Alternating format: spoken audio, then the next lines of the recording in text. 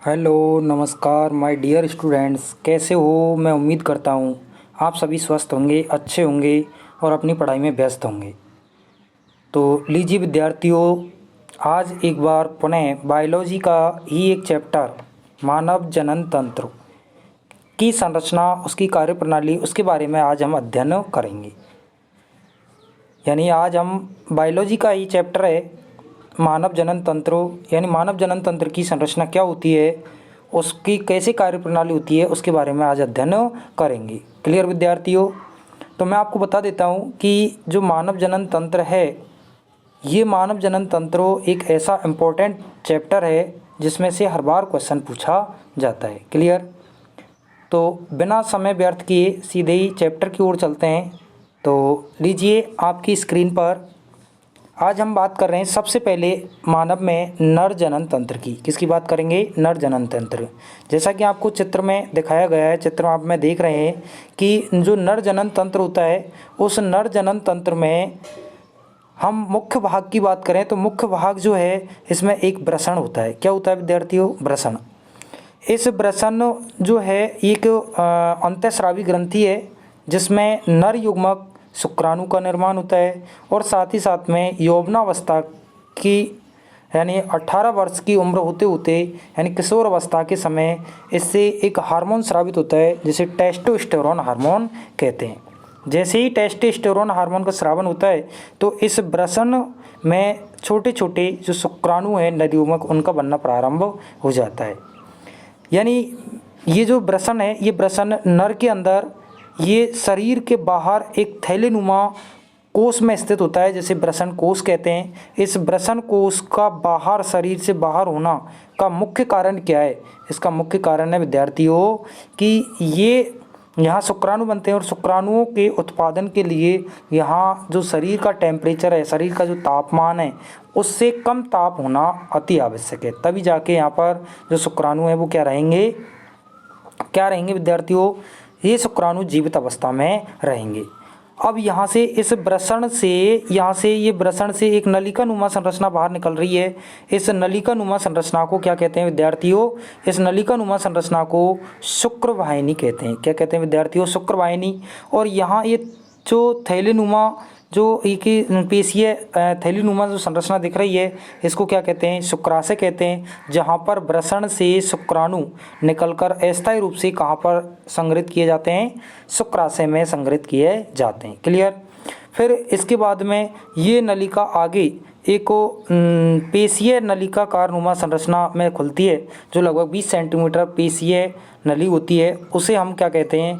मूत्र मार्ग कहते हैं। और ये मूत्र मार्ग जो है वो एक पेशीय नलिका के द्वारा ढका हुआ होता है, घिरा हुआ होता है, जिसे हम सिसन के नाम से जानते हैं। किसके नाम से जानते हैं? सिसन के नाम से जाना जाता है।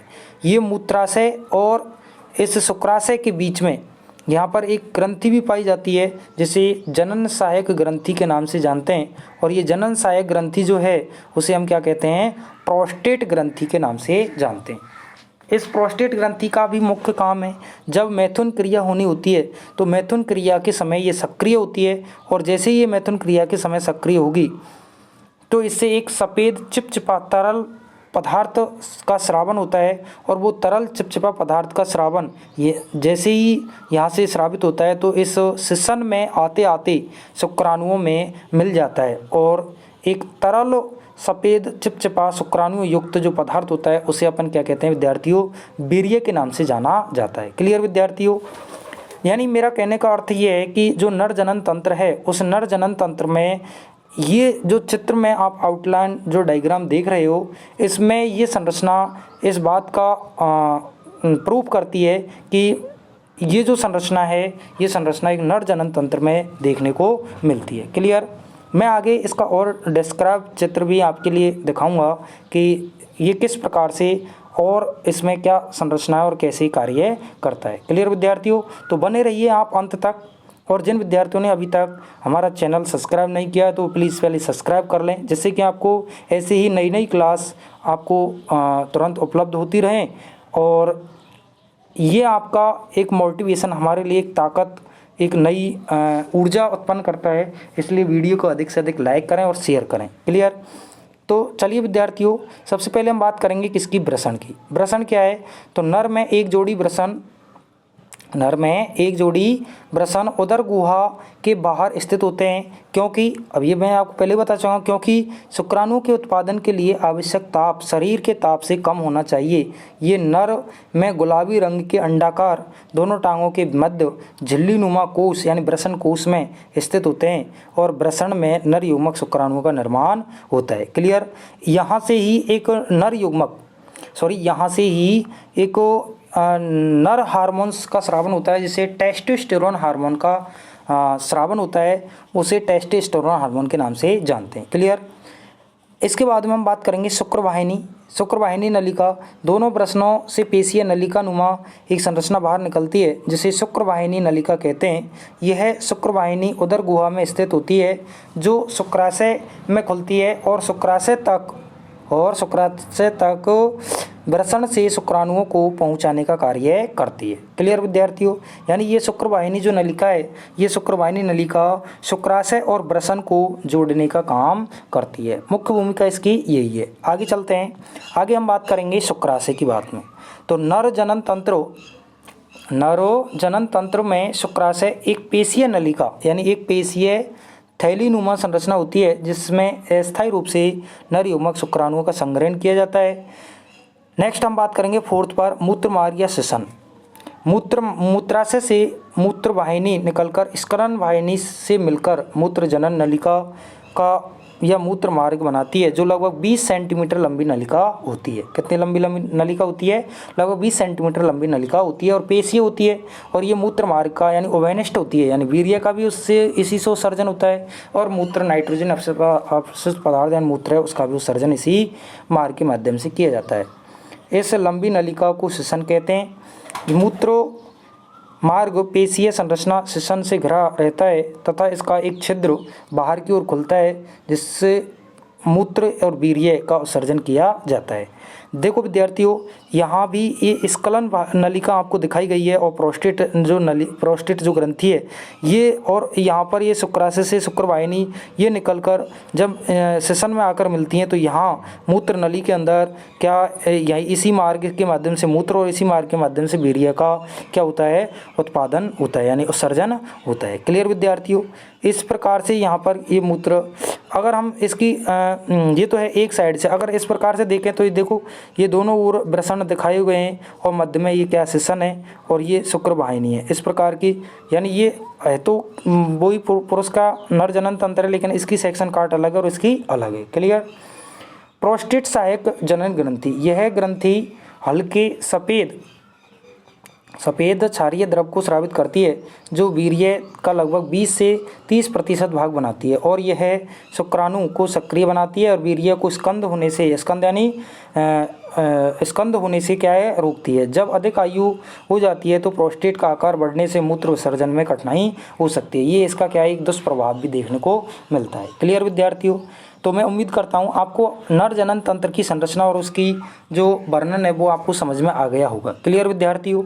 अब हम बात करेंगे, हालांकि इसकी जो कार्यप्रणाली है वो मैथुन क्रिया के समय क्या होता है, तो हम जानते हैं, मैं आपको बता देता हूं कि मैथुन क्रिया के समय जैसे ही यहाँ इस वृषण के अंदर रक्त कोटर पाए जाते हैं, जैसे ही रक्त कोटरों में रक्त प्रवेश करता है तो यहाँ से मूत्राशय से मूत्र का उत्सर्जन होना हो जाता है बंद, और यहाँ से शुक्राशय से शुक्राणु और सक्रिय प्रोस्टेट ग्रंथि सक्रिय होते ही वीर्य का उत्सर्जन होना प्रारंभ हो जाता है।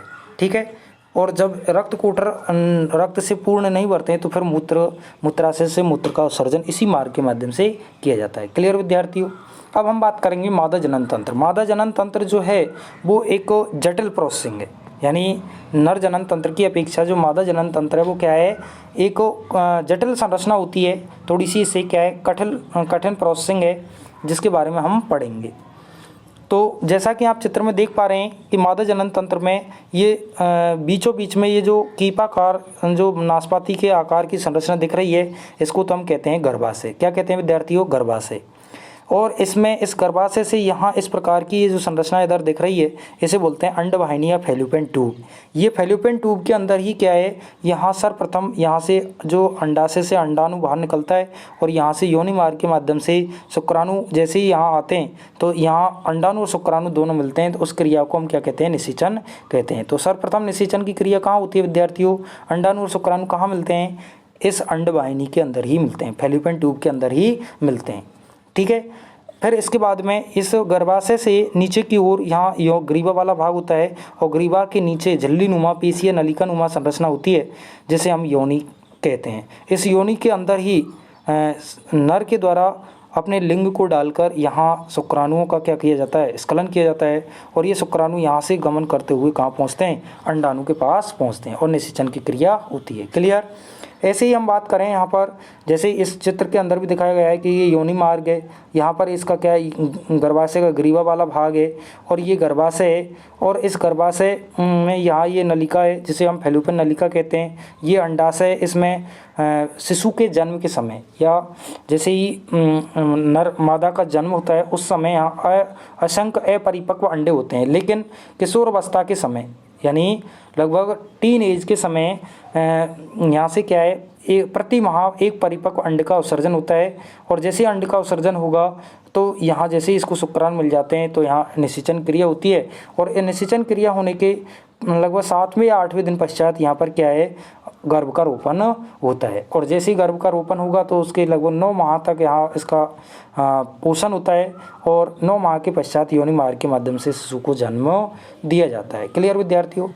तो अब यहाँ इसकी कार्यप्रणाली क्या है तो इसके बारे में हम पढ़ेंगे। तो मैं इससे पहले आपको बता देता हूँ कि मादा के अंदर योनि में क्या क्या और क्या चीज़ होती है।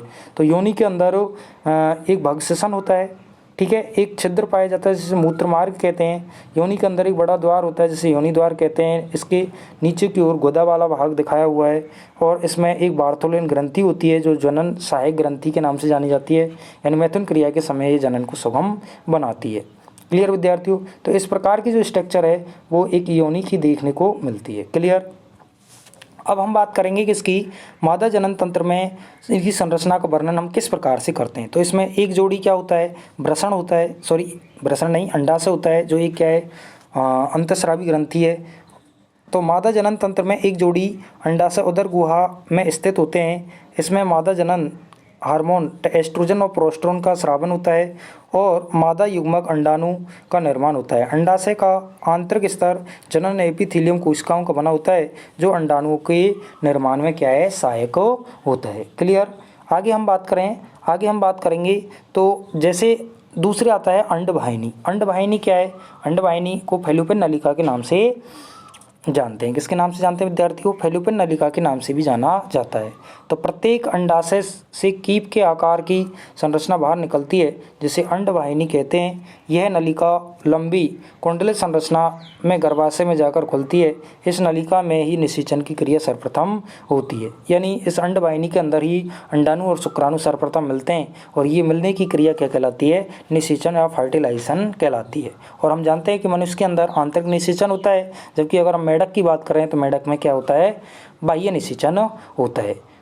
मैं अगली वीडियो के अंदर यानी नेक्स्ट क्लास के अंदर इसके बारे में भी चर्चा करेंगे। तो विद्यार्थियों बने रहना, आपको एक नई जानकारी पुनः उपलब्ध कराऊंगा। क्लियर विद्यार्थियों। तीसरा हम बात करेंगे किसकी, गर्भाशय की। तो गर्भाशय नाशपाती के आकार की मांसपेशीय मोटी वित्तीय युक्त संरचना होती है जिसमें बच्चे का पालन पोषण होता है, अर्थात शिशु का विकास होता है, जिसे गर्भाशय कहते हैं। गर्भाशय का निचला भाग योनि में खुलता है। इसके बाद में योनि की बात करें तो गर्भाशय ग्रीवा उभरकर लचीली पेशीय झिल्ली में नलिका रूपी संरचना का निर्माण करती है जिसे योनि कहते हैं। योनि की भित्ति पेशीय होती है।